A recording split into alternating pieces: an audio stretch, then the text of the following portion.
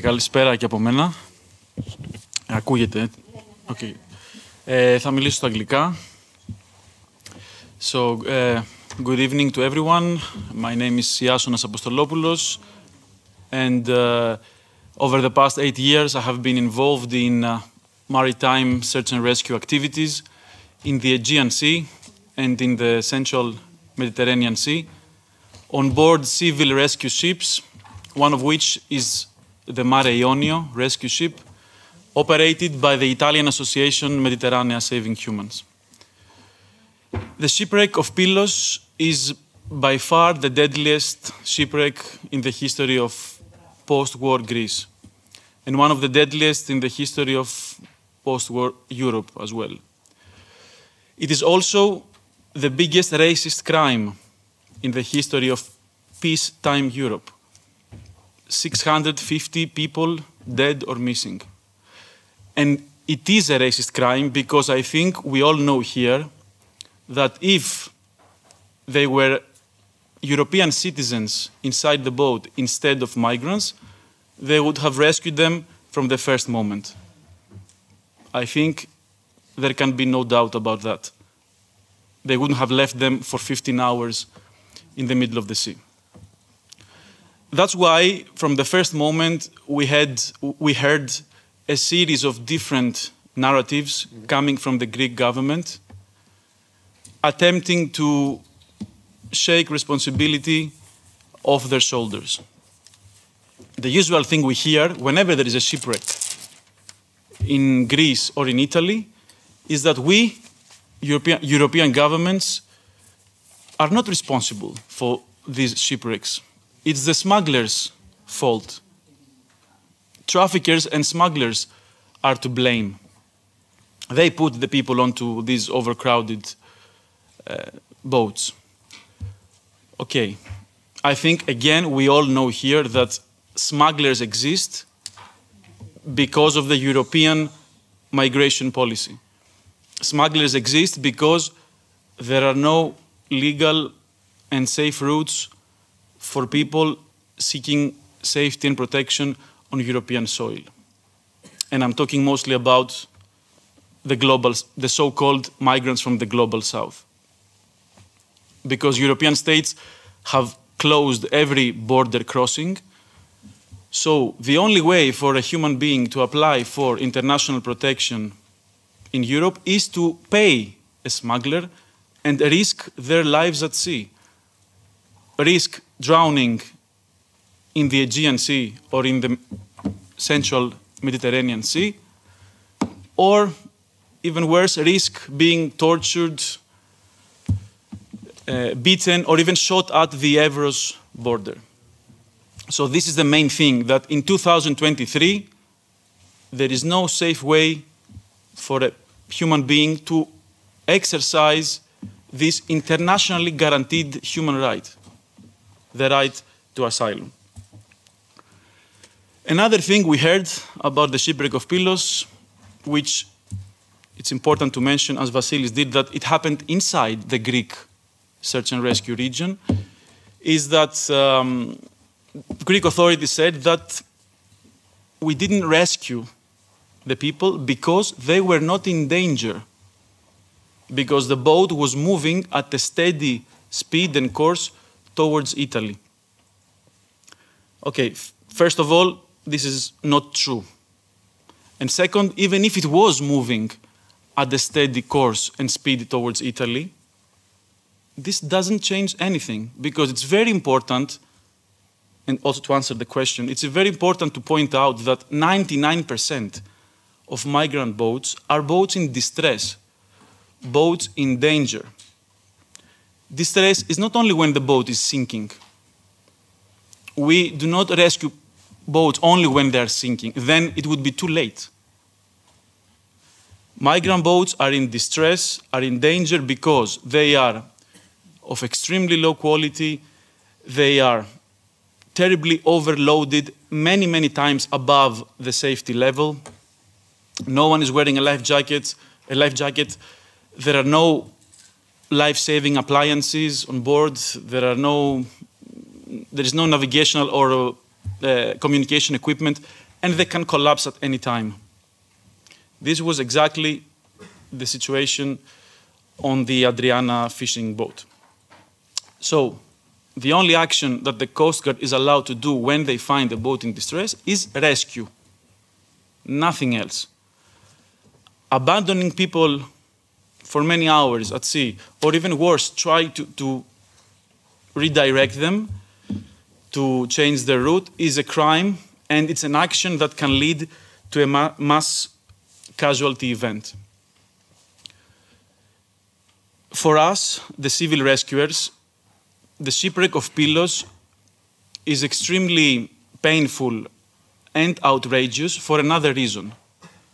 Because we know that if we had been there instead of the Greek Coast Guard, nobody would have drowned.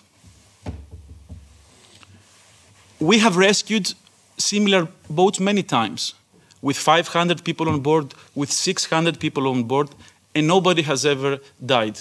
Nobody has ever been hurt during these operations. Because there are specific protocols, there are specific techniques. At least we have specific protocols, and we have specific techniques for fishing boats like the Adriana. I don't know if the Greek Coast Guard has them. If they want, we can offer them. We can offer them to them. And if these techniques are applied, they can greatly minimize the risk. For example, the first thing you need to do when you find a boat like this is to approach it not with your big vessel, but with smaller assets. We have two smaller rescue boats that perform the rescue, and first of all, you need to calm the people down with the help of a cultural mediator. Then distribute life jackets, and then evacuate them in small numbers, transfer them onto our small rescue boat, and then onto our ship. Why did the Greek Coast Guard follow the refugees for 4 hours without giving out a single life jacket? Why didn't they attempt a rescue operation? And above all, why did they send the merchant vessels to give food, water, and gasoline to the people? Where does food and gasoline fit in? The people asked for rescue, not for gasoline. And they had the nerve to go on public TV, on the media, and accuse the migrants for throwing the food into the water. They had the nerve to say how ungrateful they are. We brought them bread and they were throwing it into the sea. It's insane that the people's lives were in danger and they were getting bread instead of rescue. Really, how can they prioritize food over life jackets when a boat is asking for help in the middle of the sea? Really, how on earth can they justify this thing? The answer is simple. The distribution of food and gasoline is a standard practice. We see it often. Malta is doing it, Greece is doing it, and they are doing it to encourage refugees to continue their journey to Italy. This is the thing. They give them supplies and they tell them, go, keep going, guys. You're on the right route, keep going. So their purpose is to deter people from coming to Malta or to Greece, even if that will make them drown a little further. They don't care. And according to the survivors of the Adriana, indeed, the Greek Coast Guard was escorting the boat until at some point the engine stopped. Then they threw a line. They tried to tow them. And as a result, the boat capsized due to the towing maneuver, and 650 people are reported dead or missing. So, to summarize, this shipwreck happened because the Greek authorities decided not to rescue the people, but instead to escort them and tow them out of the Greek rescue zone so they could be dumped and become the responsibility of another country, of Malta or in Greece. And it's important to mention this because in Europe, we are talking a lot about the push-forward tactics of Turkey, Turkey's push-forward tactics to Greece, that the Turkish vessels are escorting migrant boats to Greece, but we never talk about the push-forward tactics of Greece to Italy, which is exactly what happened at the shipwreck of Pύλου. Another thing that we need to question ourselves is why those people find themselves near Pύλου in the first place. Why did they find themselves near the coast of Peloponnese in the first place? Because if we see at the nationalities of the people, there were Syrians, Pakistanis, Palestinians, people that were coming over on the Greek islands. Why did those people decide to get onto a boat in Tobruk, in Libya, and travel 600 miles of open sea to reach Italy, whereas they could have taken a boat from Turkey and make the crossing to Lesbos? It's only 6 miles. The first is 600 miles, the second is 6 miles. Why they decided to make a journey 100 times longer? Because they know what they will face in the hands of the Greek Coast Guard.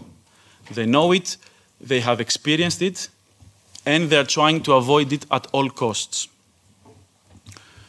We are rescuing people in the central Mediterranean Sea, which tell us that they cannot stand to be tortured for a second time. And they are not speaking about Libya. They are speaking about Greece. During our missions with the Italian ship, I can no longer tell to the survivors where I come from, because after each rescue, we spend a lot of time on the deck and we are chatting. Where are you from?